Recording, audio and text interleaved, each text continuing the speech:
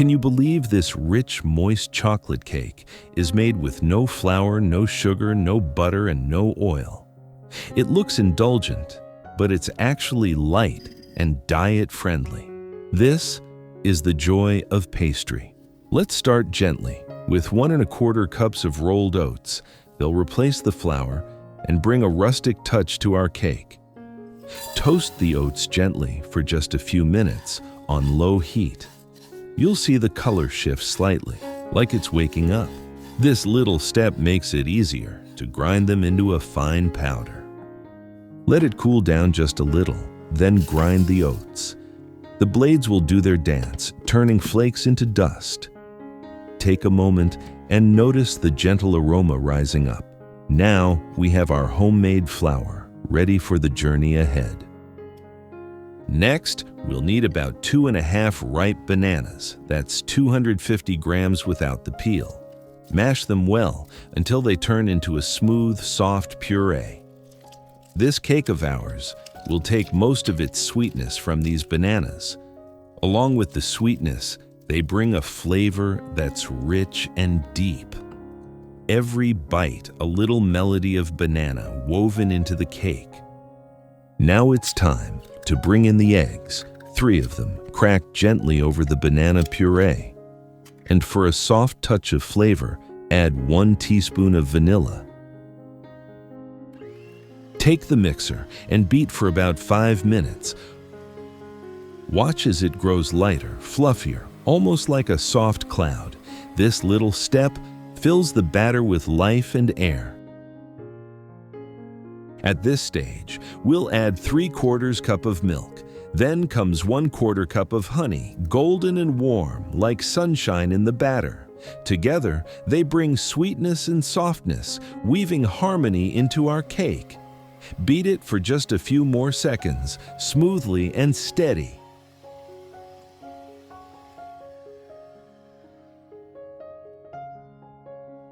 And don't forget, with a spatula, check the bottom to be sure no honey is left behind. Then, move on to the dry ingredients.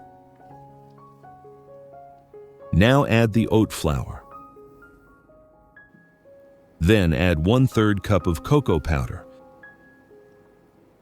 1 tablespoon of coffee powder, and 1 teaspoon of baking powder. Sift them over the batter in 3 stages and mix gently with a hand whisk. Don't rush, just stir softly until the mixture feels smooth and whole. Then, let the second part of the dry mix join the batter. And remember, don't go too far with mixing. We want to keep the air, the lightness, alive inside. Did you know the first steps toward diet cakes began in the 19th century? In 1863, William Banting in England published his low-carb diet plan. This inspired lighter desserts with less sugar and flour. From there, the idea grew into the diet cakes we enjoy today. At the end, if some oat flour remains and doesn't pass through the sieve, it's okay, just add it in, just like in the video. These little specks will blend in and disappear as you stir. They bring no harm, only a touch of honesty from the oats. Now, scrape the bottom of the bowl with a spatula so any settled bits lift back into the batter. Then, pour the batter into the pan. The right pan for this cake is a 20-centimeter round pan. Don't forget to line the pan with parchment paper and lightly oil the sides. This way, the cake will lift out easily, soft and whole. Smooth the top of the batter with a spatula or a wooden skewer. Bake at 170 degrees Celsius for 30 to 35 minutes, then move on to the soaking mixture. Pour 1 cup of water into a pan and let it warm. Add 3 tablespoons of honey to sweeten the mixture. Stir until the honey fully dissolves. You'll see the water turn golden and a gentle sweetness rising up.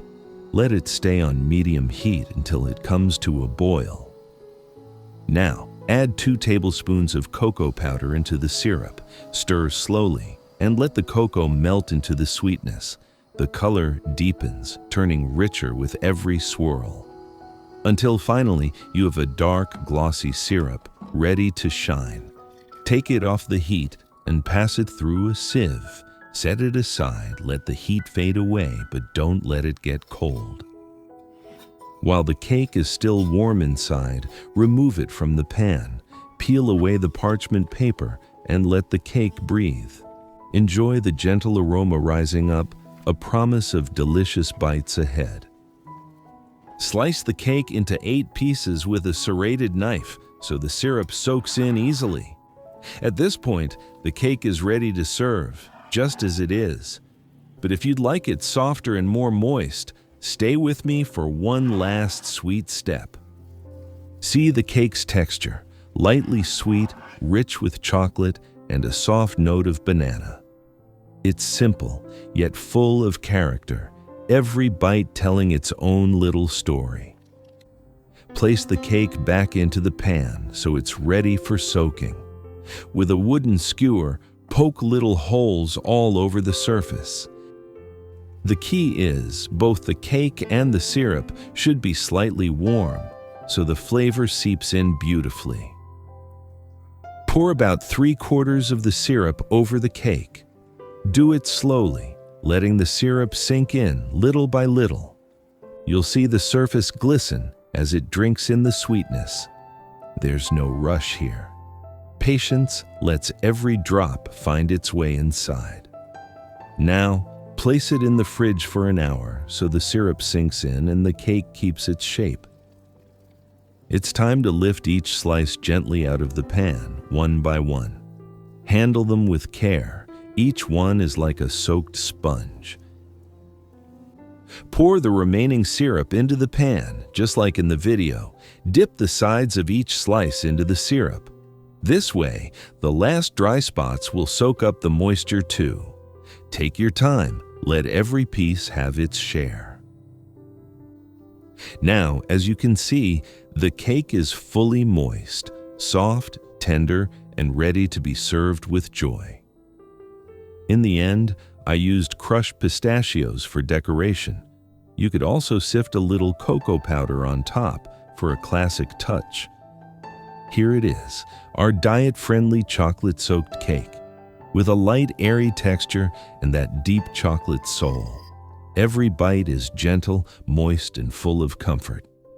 This is the joy of pastry.